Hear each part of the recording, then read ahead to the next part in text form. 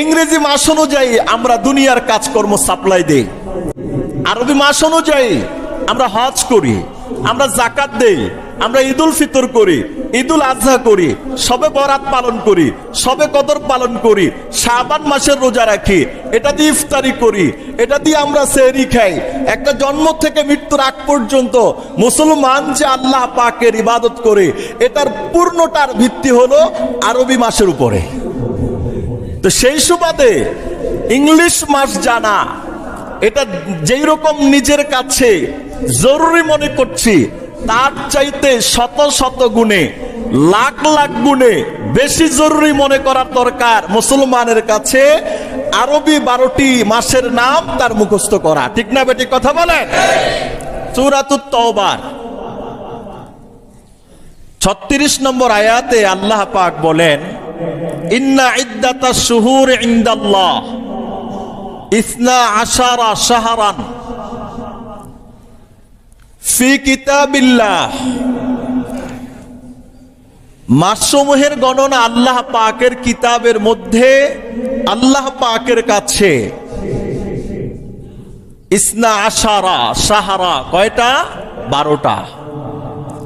আল্লাহ পাকের কাছে আল্লাহ পাকের কিতাবে লেখা মাসসমূহের গণনা 12টা। কবে থেকে এই গণনাটা? ইয়াউমা খালাকাস সামাওয়াতি ওয়াল আরদা, যেদিন থেকে আল্লাহ পাক আসমান জমিন সৃষ্টি করলেন।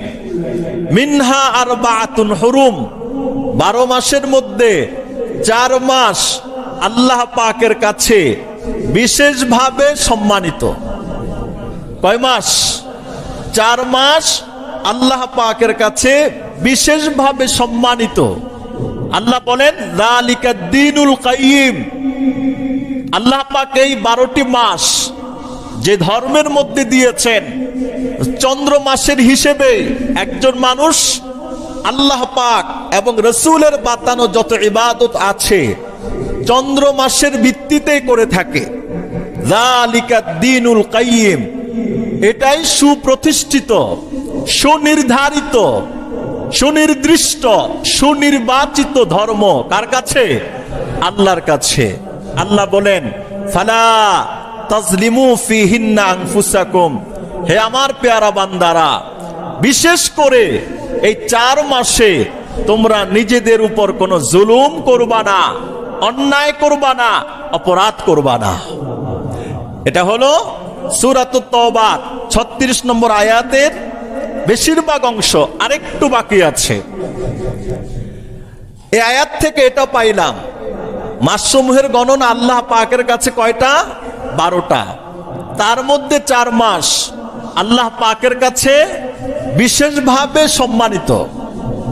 আচ্ছা, এই যে 4টা মাস আল্লাহ পাকের কাছে সম্মানিত, এই মাসগুলোর নাম মুখস্থ আছে সবার? অনেকের মুখস্থ নাই, অনেকে আবার জানেন। তার মধ্যে রজব মাস 4 মাসের সম্মানিত মাসসমূহের একটা। সুবহানাল্লাহ বলেন।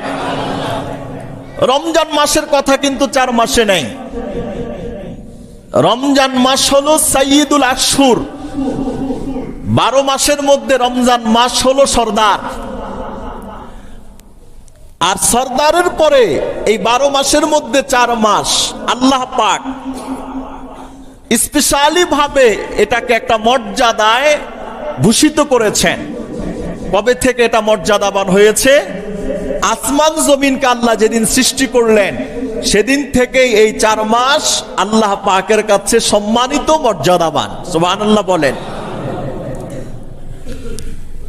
হাদিস শরীফের মধ্যে আসছে,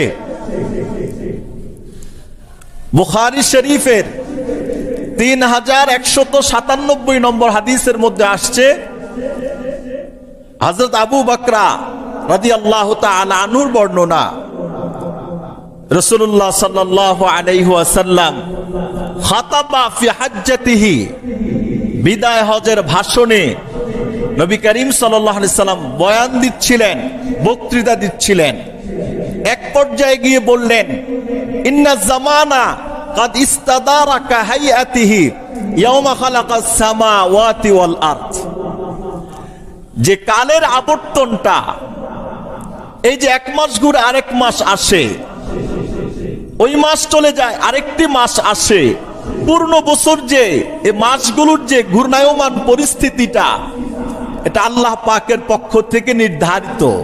যেদিন থেকে আল্লাহ আসমান জমিন সৃষ্টি করলেন, নবীজি বলেন মিনহা আরবাতুন হুরুম, এই 12টার মধ্যে 4টা হলো সম্মানিত। আল্লাহ কোরআনেও বললেন সম্মানিত, নবীজি হাদিসের মধ্যে বললেন সম্মানিত। সালাসুন মুতাওয়ালিয়াত, আল্লাহ নবী বলেছেন 3টা মাস লাগোয়া, একটার সাথে আরেকটা হলো লাগোয়া। 4 নম্বর রাজাবু মুদার আল্লাযী বাইনা জুমাদা ওয়া শাবান, যেই মাস শাবান এবং জমাদুস সানির মাঝে আছে।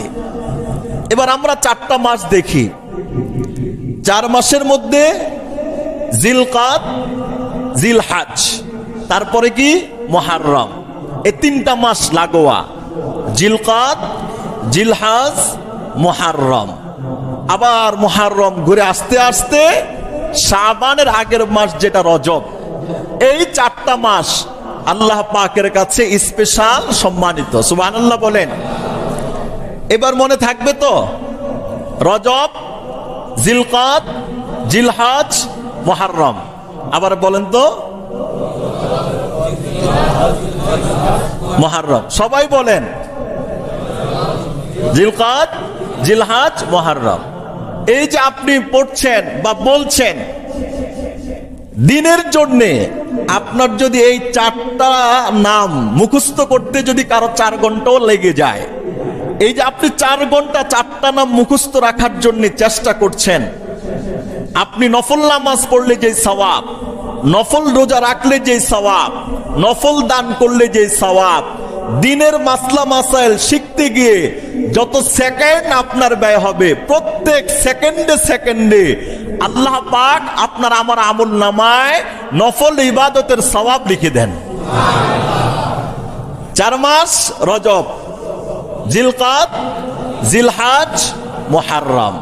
রজব, জিলকাদ, জিলহাজ, মুহররম। আল্লাহর কাছে 4 মাস সম্মানিত, নবীজির কাছে 4 মাস সম্মানিত। আমরা আল্লাহ পাকের বান্দা, নবীজির উম্মত। আমরা জানি না যে একজন মুসলমানের জীবনে প্রতি বছর যে 4টি সম্মানিত মাস আসে। তাহলে একজন মুসলমান হিসেবে এই 4টি মাসের নাম জানাটা আমাদের জন্য, এটা হলো মুসলমান হিসেবে দায়িত্ব। ইংরেজি মাস জানি না, পারি না, এরকম মানুষ 100-র মধ্যে 2-1 জন থাকতে পারে। কথা বলেন। ইংরেজি মাস জানি না, পারি না, 100-র মধ্যে 2-1 জন থাকতে পারে। কিন্তু আরবি মাস জানি বা পারি, 100-র মধ্যে 2-3 জন পাওয়াও অনেক সময় কি হয়ে যায়, মুশকিল হয়ে যায়। আচ্ছা, কথাটা ঠিক বললাম না বা ঠিক বললাম?